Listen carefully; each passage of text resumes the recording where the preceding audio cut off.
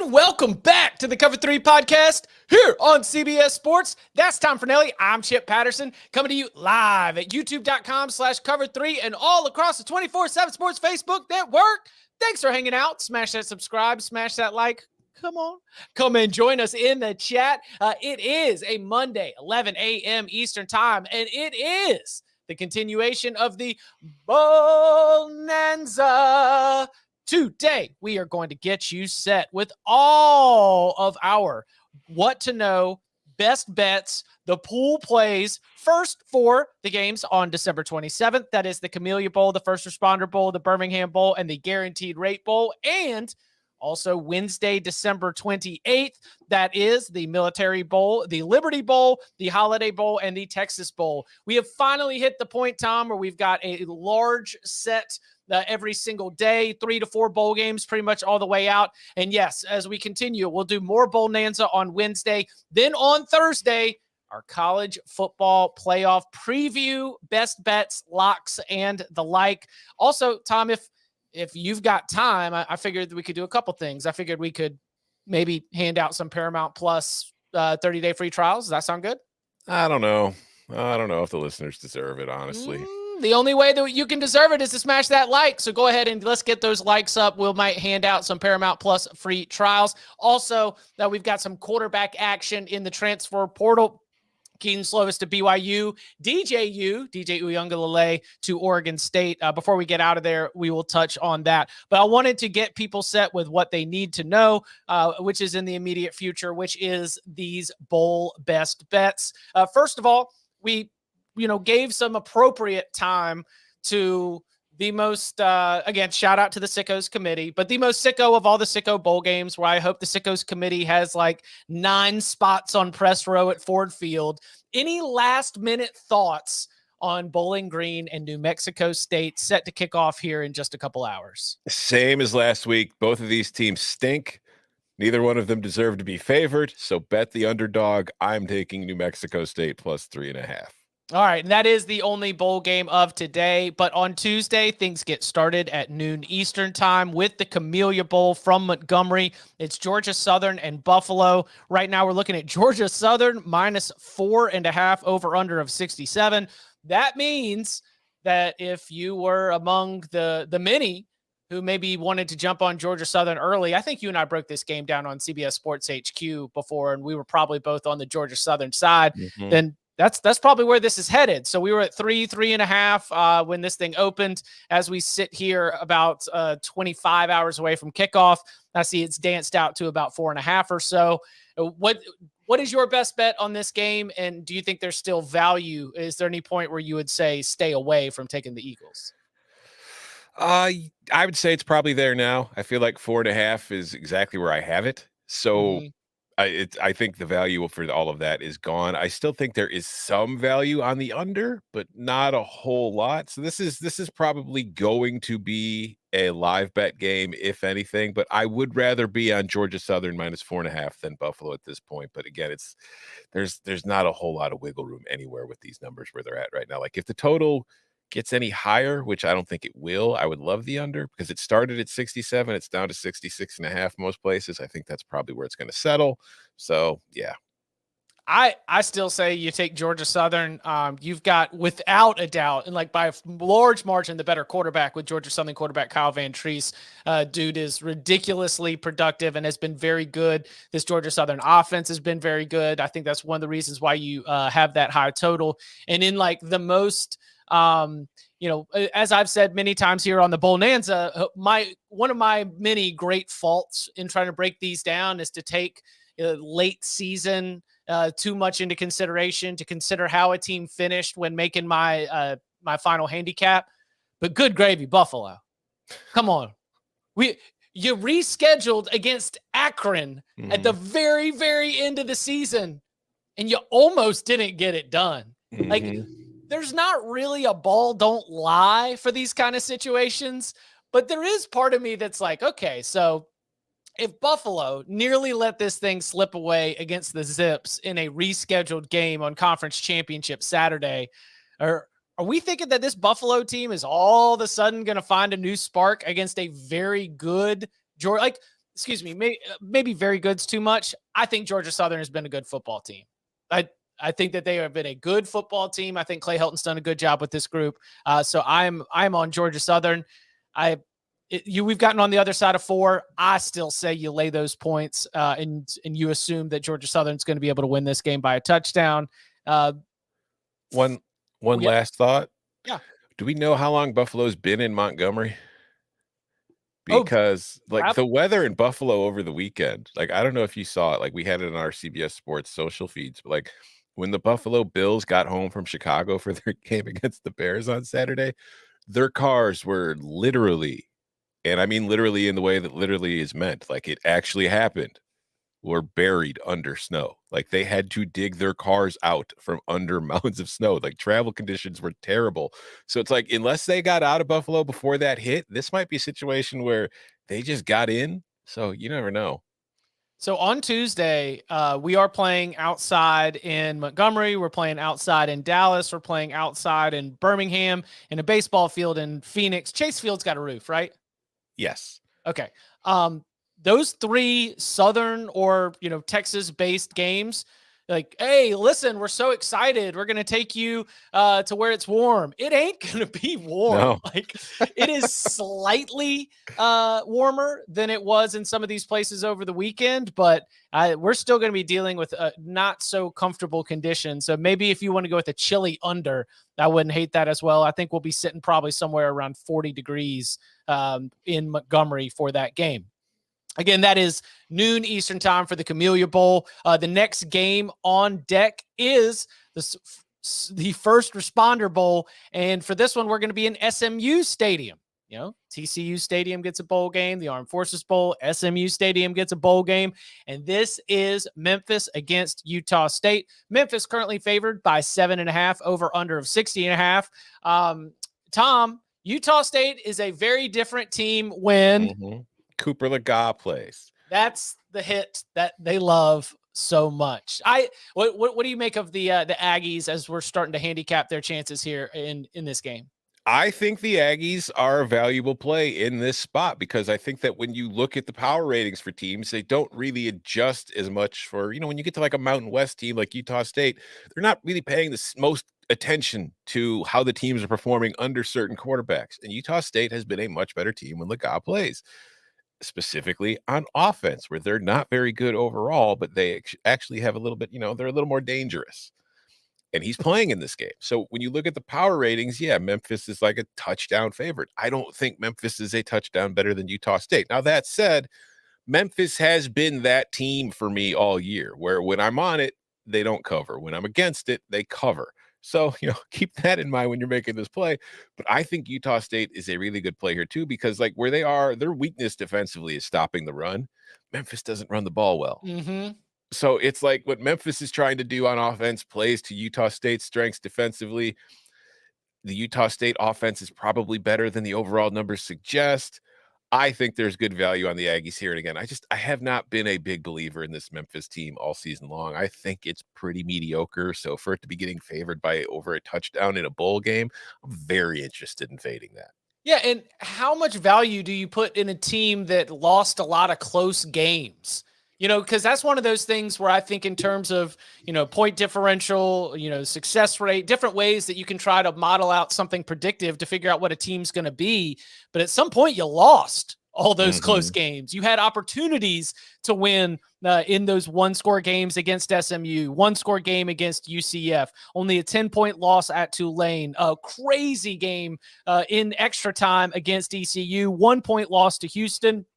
There were a lot of games that you could argue ball bounces a little bit differently. Memphis is a 8-9 win team, but also there is the argument that they're a fine football team, because if they were more than a fine football team, then maybe they would have come up with some of those plays.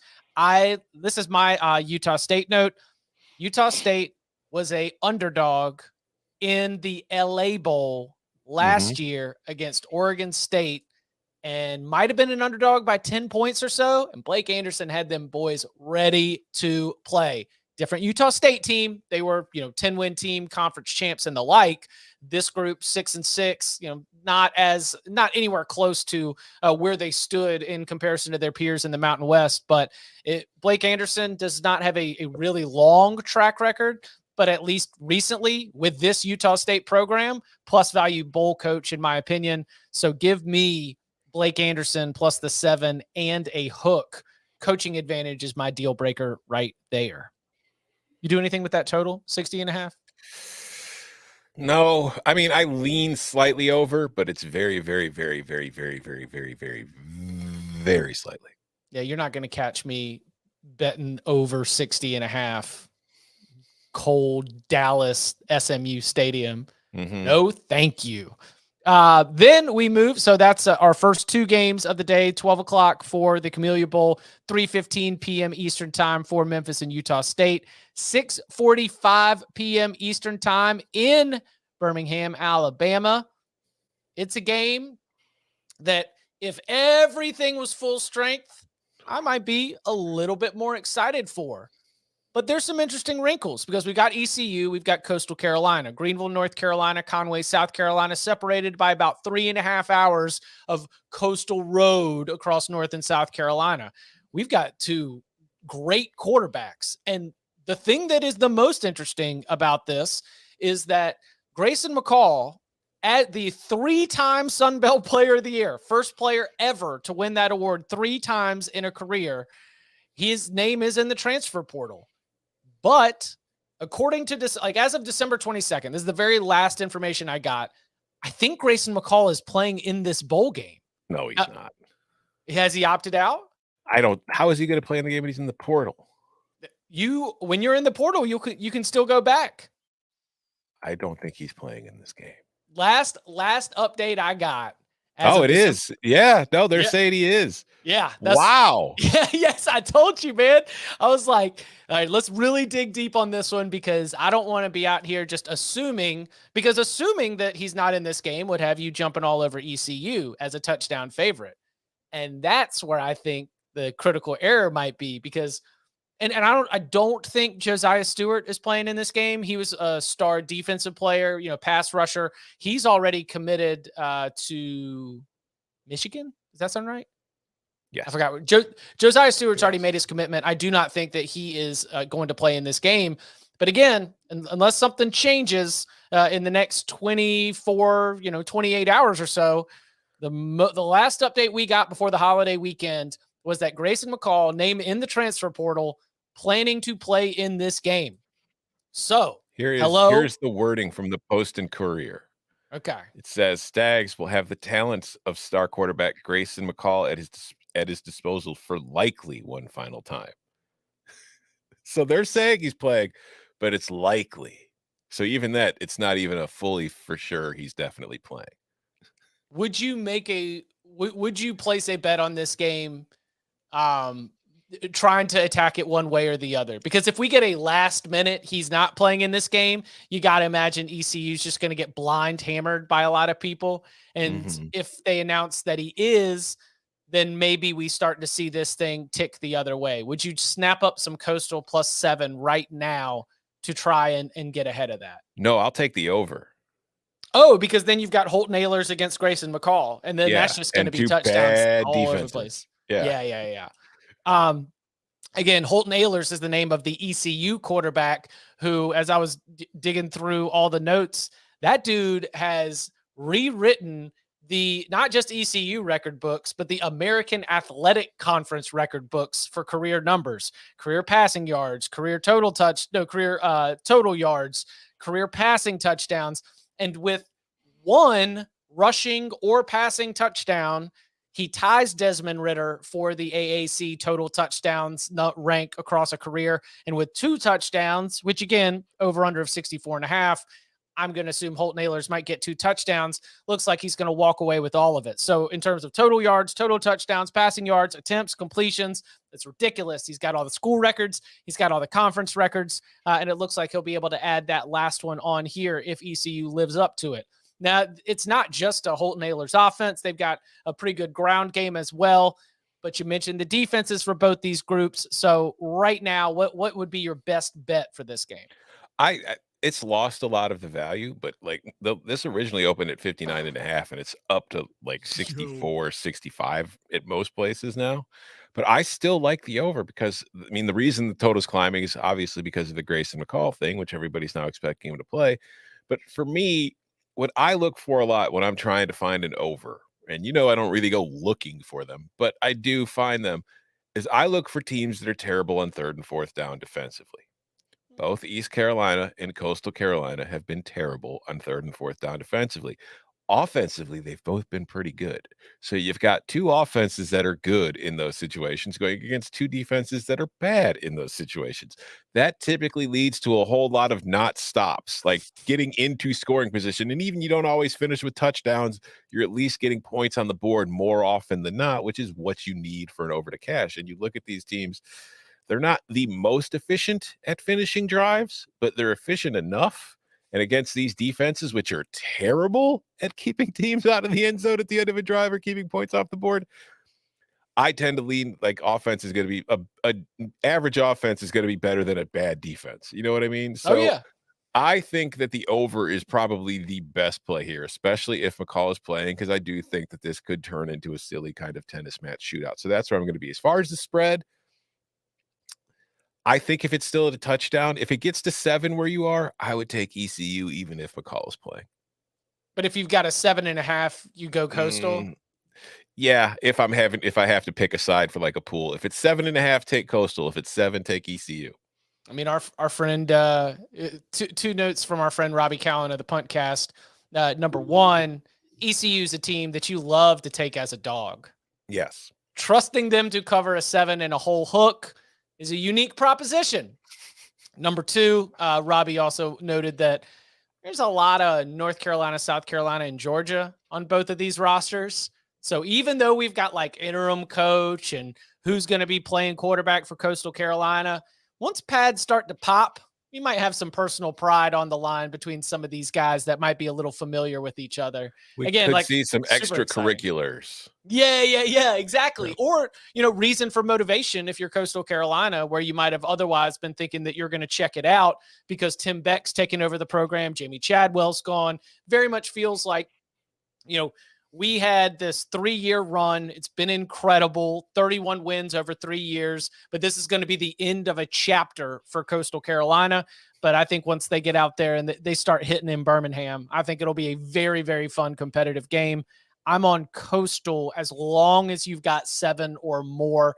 If for some reason this thing gets under 7, then I think that I would go ECU as well. All right. And then the nightcap on Tuesday out in Chase Field. Pitchers Park or Hitters Park? Well, it used to be mostly a hitter's park. They've added some like humidor type of stuff to deaden the ball a little bit. So it's becoming more of a pitcher's park, but I would still say it leans hitters. Hitters Park. So if you do want to get on that over in the Hitters Park, it is 43. Oklahoma State and Wisconsin. Oklahoma State is a 3.5-point dog against the Badgers. And daggum, I mean, I know that we got I do not need to know who is going to play quarterback for Oklahoma State. We don't think it's going to be Spencer Sanders, but is it going to be Spencer Sanders? I don't think so. It might be Gunnar Gundy or Garrett Rangel. I don't know. I don't need to know. It's Mike Gundy in a daggum bowl game. That guy is a ticket cashing machine when it comes to the postseason. Oklahoma State plus 3 and a hook against Wisconsin in transition. Give me Mike Gundy plus all of those points. And if you want to go tackle the over-under, I mean, that'd be a great sweat for late Tuesday night if you want to go under the 43. But ultimately, my best bet, my strongest play, where I think you should go for the pool play, is the trend of Mike Gundy in a bowl game going up against the staff in transition. I like the 3.5. I would probably, I'll be on Oklahoma State on that side too, but my favorite bet in this game is actually the Wisconsin team total under. It's because the offense has been bad. That's part of it, but it's like, obviously Graham Mertz has transferred. He's going to Florida. We do not know who the starter is going to be. Like Chase Wolf seemed to be the backup under the old regime, but this is a completely new regime with a offensive coordinator. I don't know. I don't know what this team is going to look like. I don't know how interested they are in this game. Like, you know what I mean? Like, there's a new coaching staff. There's going to be new offense. There's a whole lot of change coming to the roster, to the style of play that they plan to do.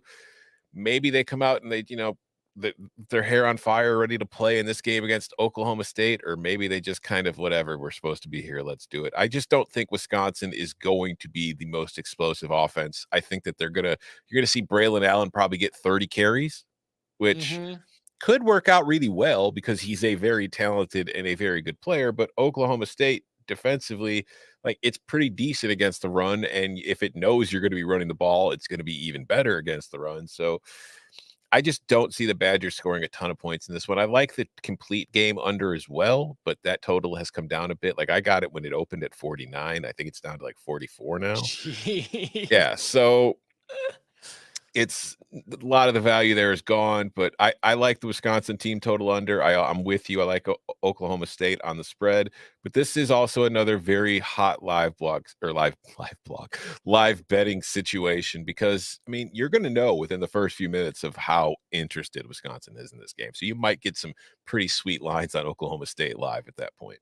Oh man, if we could get like a maybe we know that Wisconsin is disinterested, but Oklahoma State gives up a scoop and score, and you can get Pokes plus 10 or something bananas like that. Yeah, I don't never forget what Oklahoma State did in that. It was a Fiesta Bowl against Notre Dame, right?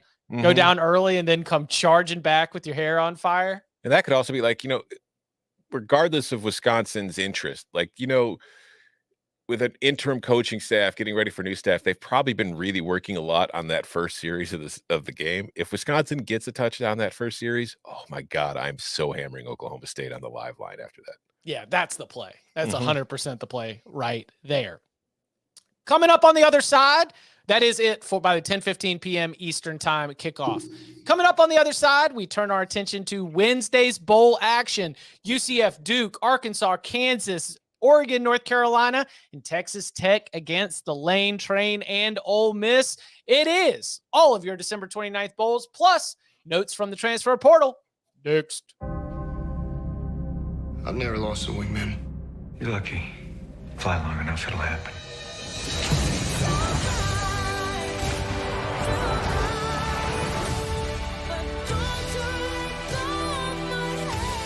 It's been an honor flying with you.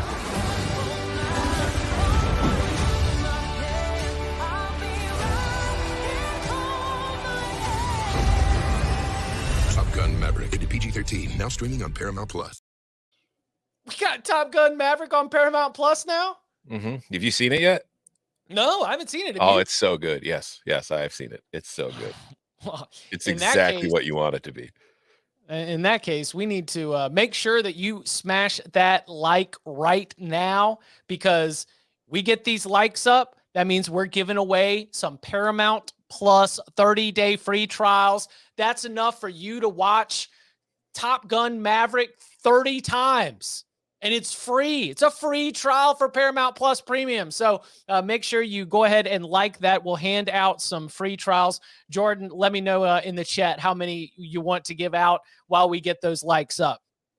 Turning our attention to Wednesday's bowl action. It starts Wednesday afternoon in Annapolis in the Military Bowl. Duke and UCF. The Blue Devils favored by 3.5, over under of 62.5. So John Rice Plumlee is coming back to UCF. We think he's playing in this game. Is he healthy enough to? Mikey Keene's gone. We know that right now. So I think it'll be Plumlee. I'm expecting to be the starting quarterback here. Now, Duke, of course, fantastic season in year one under Mike Elko. To be back in the bowl game, to be 8-4. The vibes around Blue Devils football are tremendous. Riley Leonard, if you haven't watched him, is a very, very good quarterback. But all that positivity, laid out there, doesn't Duke minus 3.5 make you scratch your head just a little bit? Yeah, but I also get it in that, like, Duke defensively, its weakness is stopping the pass. not really something you have to worry about against UCF, who doesn't throw the ball very well. It's more of a running team, and Duke defensively has been very good against the run. So I think that's what it comes down to. And defensively, like UCF's defense for nearly the entire season was pretty good. And then it kind of fell off a cliff, I would think. Not fell off a cliff entirely, but it got worse towards the end of the year. I'm wondering if there's just I think if you're looking at motivation, you'd have to give Duke the edge there because it's a bowl game for Duke. It's first year for a head coach. So like that they're gonna take the game seriously. I don't really like taking Duke -3.5, but I get it. I would be on UCF plus the 3.5 if I'm betting the spread. But more than anything, what's the total at now? 62.5 over. I like the over. Yeah, that's where I'm going right here. And yes, there is some like key number factor here where it's like 62.5. I'm like just south of 63. That might be where you find the most value, because I feel like UCF, even if they are just running the ball, they're going to be able to hit some. They're going to be able to hit some explosive plays against Duke. You think about the Gus Malzahn offense, which, by the way, Chip Lindsey, remember, off to North Carolina. But you think about that Gus Malzahn offense, so much of it is just trying to set it up so that they can get the one block, the one mismatch, and then spring it what looks like a routine play for 40 yards. And I could see Duke, getting a little bit leaky and allowing some of those plays. So I'm 100% with you. I like the over there. And all right, so if you've got a pool, because then this open is UCF. This is like a pick 'em to open. Yeah. If you've got it at pick 'em in your pool, take Duke without a doubt. I think this is kind of a coin flip, honestly. If you've got it at 3.5, take UCF. Take UCF. Ugh. But like another thing for the over too, it's like Mike Elko's done a very good job in his first season, like a remarkably good job. But the one thing that they haven't solved yet is kind of getting off the field and ending drives with only field goals. Like teams that typically get into scoring position on Duke are finishing drives. That is the one area I think they're going to probably focus on more than anything in the offseason and improving. Because when you look at them elsewhere, like there's obviously against the pass, they've struggled, but I think that's a talent level more than scheme kind of thing. But just getting off the field is the one thing I think that they've really struggled at. And that's the one thing, if they improve, like this is a team that once again next year, because like the ACC was down and Duke took advantage of that this year. But I still think this is a team that next season is going to be pretty good. Oh, when you're stacking up teams in the ACC, you very quickly jump Duke ahead of Virginia Tech, Georgia Tech. Yeah, like I think Miami's going to be better than Duke next year, which wasn't the case this year. But I still think Duke is going to be a solid bowl team next season. Yeah, Duke is a bowl team next season, and at worst, the 9th or 10th best team in the 14-team ACC as it's made. At like very worst. Yes. And I think that you are splitting hairs and making arguments between how Duke stacks up against some of those other 5 or 6 teams. How Duke stacks up against Syracuse is a legitimate debate as you're trying to put together your predicted order of finish going into next season. Again, remember, divisions, farewell, my friend. It's all stack them up 1 through 14 going into 2023. All right. Tom says coin flip. I say Duke. We both say touchdowns in Annapolis. All right. Listen, there was St. as Elves had leftover toys. I'm not even going to check the amounts of likes on the video. All you need to do is be watching live right now. Make sure you follow in the Cover 3 podcast and drop your Twitter handle in the chat. We're just going to start giving them away. We're just going to start giving them away. All these Paramount Plus free trials, let's say 10 of them. 10. We might do more, but we'll start at 10. 10 Paramount Plus free trials. Make sure you are following the Cover 3 podcast on Twitter and put your Twitter handle in the chat. That game on Wednesday, 2:00 p.m. Eastern time. You can watch it on ESPN. The next game in the lineup, 5:30 p.m. Eastern time. We go to Memphis for the Liberty Bowl. It's Arkansas against Kansas. The Razorbacks favored by 3. And buddy, we got this whole day. Actually, Wednesday, December 28th might be the most touchdowns that we see in any single day of the bowl season. And we've got more tutties to come as we break this down. This over under of 69. What's making you laugh? I'm just the totals for the Wednesday games. Like we talked about UCF Duke, that's at 62.5. This one's at 69. The next game we're talking about is in the 70s. And the last game we'll be talking about is in the 70s. It's going to have some 4.5-hour bowl games on Wednesday. So strap in and get ready. Hey, give it to me. I'm ready. My body is ready. All right. Arkansas, Kansas. Which way are you going with this? It hurts, but I got to go with Arkansas. Yep. Kansas did so much for us, but KJ Jefferson has said he's playing in the bowl game, and KJ Jefferson has said he's back for 2023, and Arkansas fans are going to travel to the Liberty Bowl. Kansas fans probably too. I mean, there's going to be a lot of excitement for being back in the bowl game. That this feels like Arkansas -3 the whole way.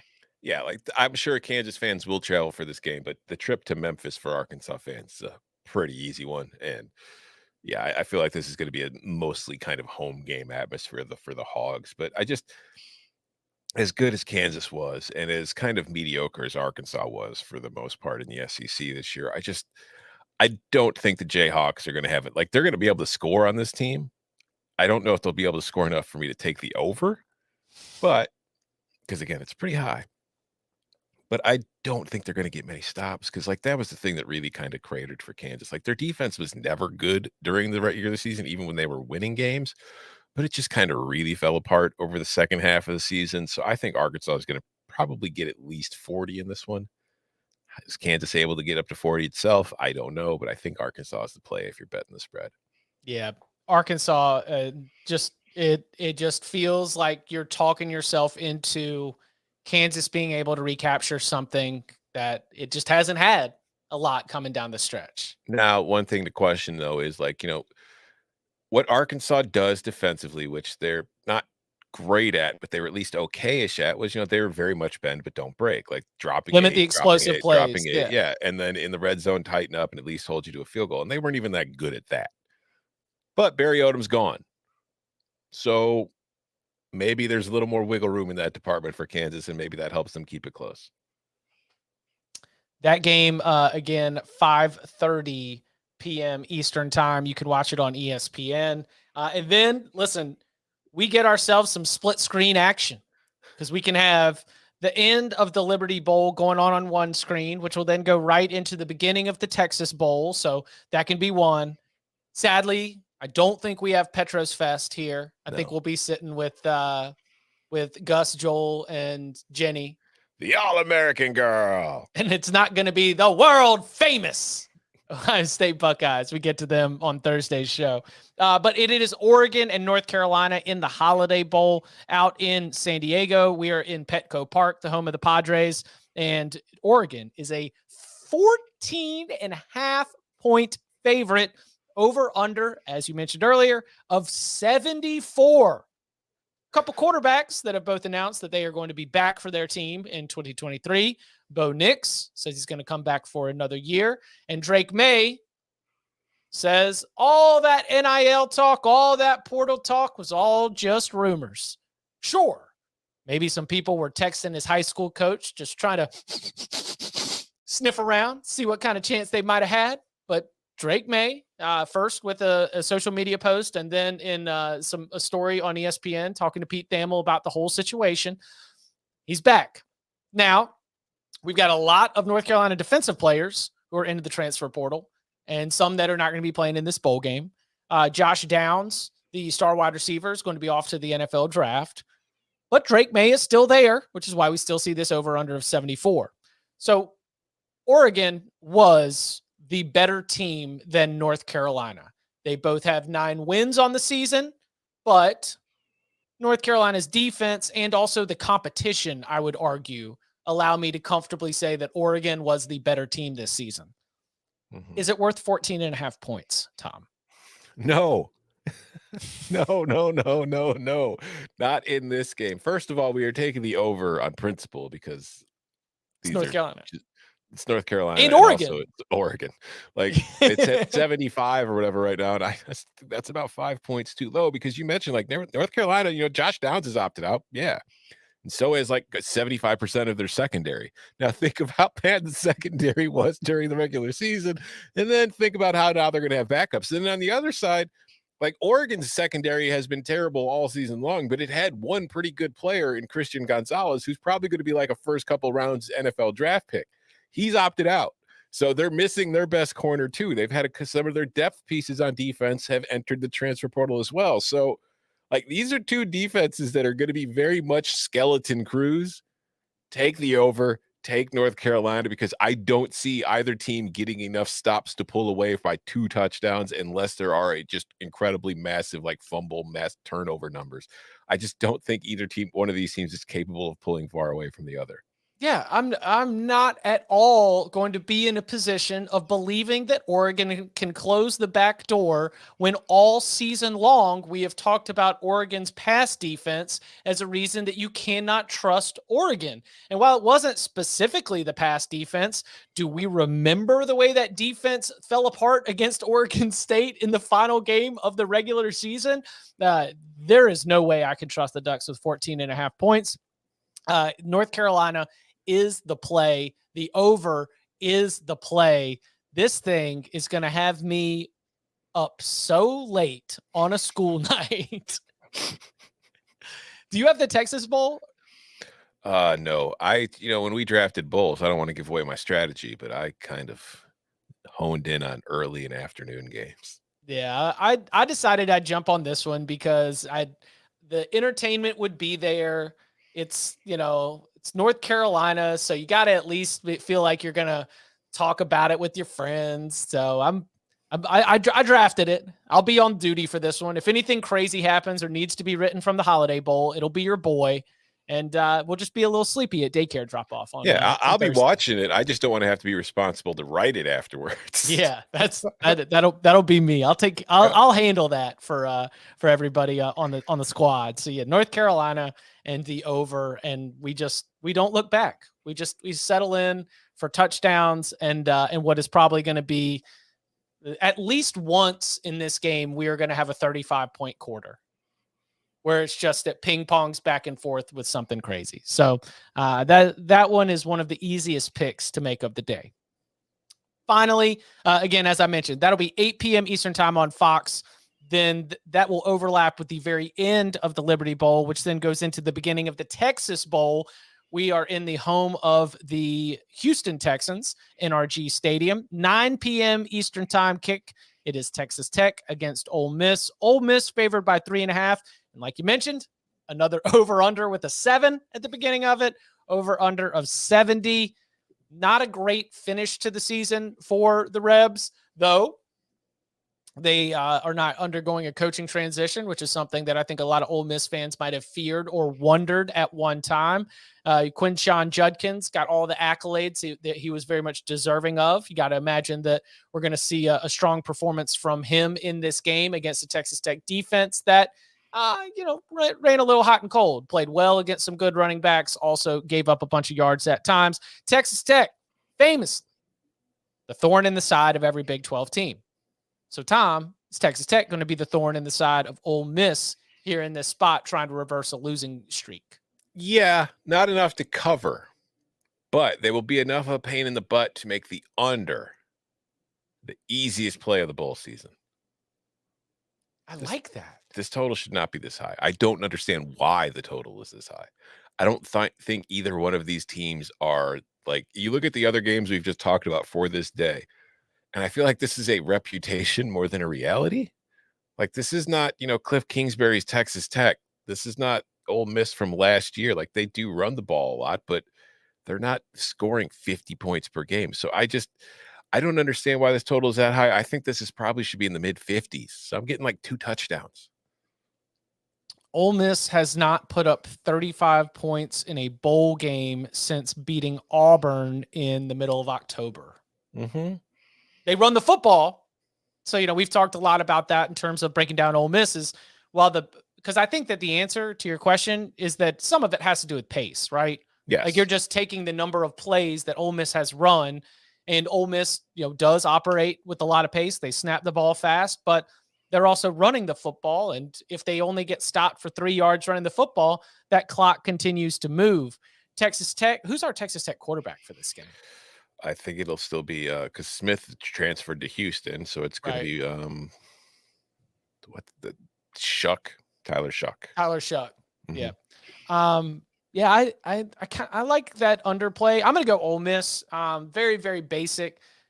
I believe that Ole Miss is the better team, and I think that as Lane Kiffin, forever the showman, understands aesthetics, and I believe that he is going to go into this game knowing that finishing not only on a losing streak, but then also losing the bowl game just wouldn't sit well for a lot of months, especially when you signed a fat new contract. So it'd be good for aesthetics. It'd be good for the way that things just kind of look if Lane Kiffin is able to go out there and get him a win. So I'm going to go. I like that underplay a whole lot. If you're in a bowl pool, I think that I would tell you to go Ole Miss. You agree? Oh yeah, I think Ole Miss is the better team here. Yeah, Ole Miss in the bowl pool, and if you want to lay the points, don't hate that. An underplay recommendation from Tom Fornelli. Couple of minutes left here. Again, we've got some transfer portal action as we have a former USC and Pitt quarterback, Kedon Slovis, announcing that he will transfer to BYU.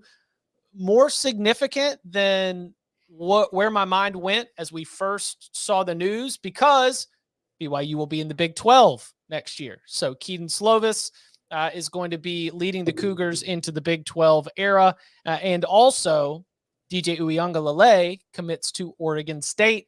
Let's start with DJU, because we had first a sort of DJU to Oregon thought, and then all of a sudden Bo Nix says he's coming back. There was a DJU to UCLA thought, including one that I thought would really work out, and Chip Kelly ends up bringing on former Kent State quarterback Colin Schlee. And Dante Moore. 5-star quarterback, signs in the class. There was maybe even a Washington thought. Well, Michael Penix is coming back. So we're scratching off all these West Coast teams for the former top player from the state of California to go to after leaving Clemson. He lands at Oregon State. What's your expectation for the ability for DJU to find some sort of renewal of his potential at Oregon State, and B, for Oregon State to be able to maximize what DJU can do? I think this is a very interesting landing spot. I think it could be proved to be a very beneficial landing spot for DJU, because I know this is really odd to say about a Clemson program that has had Deshaun Watson and Trevor Lawrence in recent years, but I just think that offense is more quarterback friendly at Oregon State right now than the Clemson offense is, or at least, if not quarterback friendly, more suited or more able to adapt to its quarterback strengths. And I feel like Clemson offensively struggled the last 2 years to adapt from having a Trevor Lawrence and a Deshaun Watson to a guy like DJU, who's just not the same player as they are. He's a very talented guy, but you've got to run a different offense to really build to their strengths. And I don't think Clemson did a good job of that. I think Jonathan Smith has shown an ability to do that. And so I think that going to Oregon State, where if you look at the Beavers this year, they won a bunch of games after losing their starting quarterback, and Ben Gulbranson comes in as a freshman. And no offense to the kid, he was doing everything he was, possibly could, but he was the weak point of that Oregon State offense. And you watched that team every week and you said, man, if they get a quarterback, like they could be pretty, they could still be pretty good again next year. DJ might be that quarterback. And look at what happened with Bo Nix. Bo Nix is at Auburn, kind of hitting his head up against the ceiling in the SEC of what he can be. He goes to Oregon, new offense, familiar face at the play caller, Kenny Dillingham. A little bit easier of a runway as far as what you're facing defensively week in and week out. And Bo Nix has kind of turned, the perception of Bo Nix around. Now there's talk about him being, a top pick in the NFL draft next year after he leaves school. Not the first round, but still a good draft pick.